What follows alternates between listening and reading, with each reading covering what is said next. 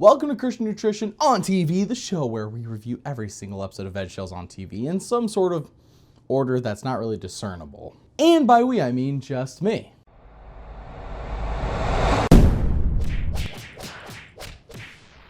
An Easter Carol was Big Idea's last episode made under Phil Vischer, and it was predictable. VeggieTales really doesn't have the greatest track record when it comes to Easter episodes. What they seem to be doing is just taking Christmas-related stories and making them for Easter.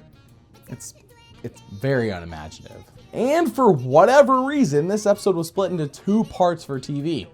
So yeah, we're going to be splitting up this review into 2 parts. With that in mind, let's review An Easter Carol Part 1 on TV.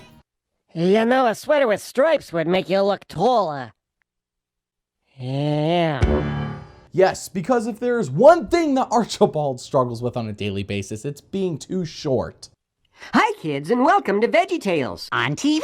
Right-o, Larry. And we're waiting for a letter with a question. I hope it's a good one. They're always good ones. They are way overly positive today. There must be something wrong. No trouble!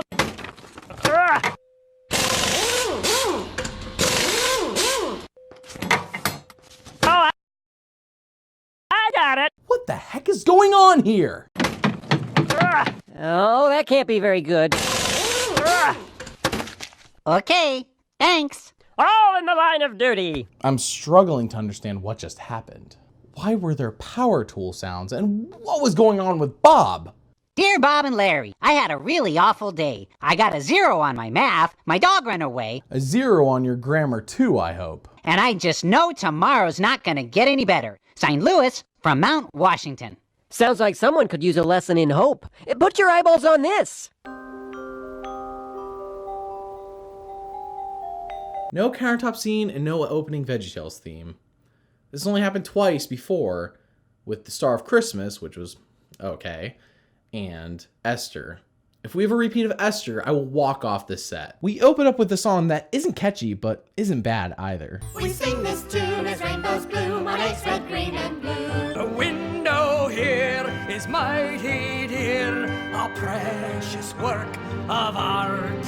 We then see Junior and his dad in front of a church. This strangely looks a lot like the one from the Star of Christmas, with Junior's dad still being the pastor, but Junior's now injured. A bit early to already be reusing locations, don't you think, VeggieTales? The Star of Christmas was only 2 episodes ago. We then find out via exposition galore that Mr. Nezzer doesn't come to church. However, he does own the Easter egg factory in town. By the way, have you not noticed everything that Mr. Nezzer owns in these episodes? We are over 15 episodes into this show, and we have seen Mr. Nezzer own now an Easter egg factory, a chocolate factory, a toy factory, and that little stand he had in Jonah movie.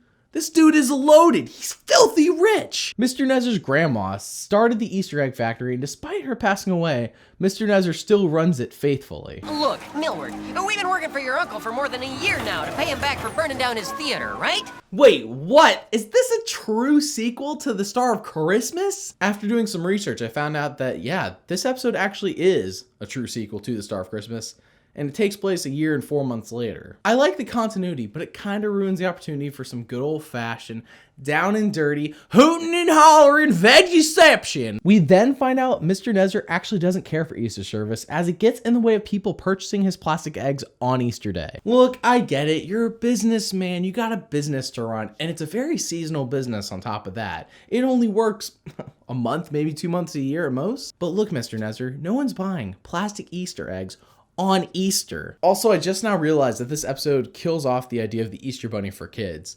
Sorry, parents, you're gonna have to explain to your kids why you've been lying to them all this time. Everything is going so well, so couldn't we, close up shop just for Easter? Bob, you really should know better than that. I just don't talk to me. What? Close up shop? Do you know what that would mean? Thank you for correcting them, Mr. Nezzer. How dare they want a national holiday off? Mr. Nezzer explains how his grandma started the factory. In fact, she basically started the Easter holiday as we know it today. Now, we're talking about the Easter bunny / Easter egg side of it, not the real meaning of Jesus rising from the grave. We get an ultra boring musical number by Mr. Nezzer. It is actually touching that by carrying on her legacy with the factory, he feels as if he is still connected to her. On the other hand, Mr. Nezzer clearly has no idea what Easter really is about. In fact, he's going to destroy the church because why not? Look, I know my grandma liked that old church, but I have no idea why. I need to make Easter bigger to keep her alive, and that church is just in the way. Oh, I just now figured out what's gonna happen. Mr. Nezzer's gonna discover the true meaning of Easter by the end of the episode. Anyways, let's get past all this boring setup and get to the meat of the story, shall we?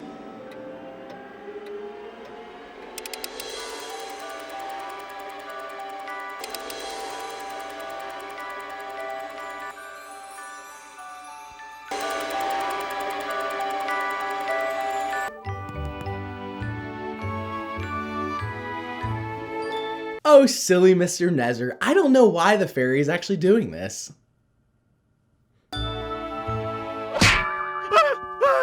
That is more like it. Ding, ding, ding. Give the man a prize. Perhaps you aren't as dense as they say.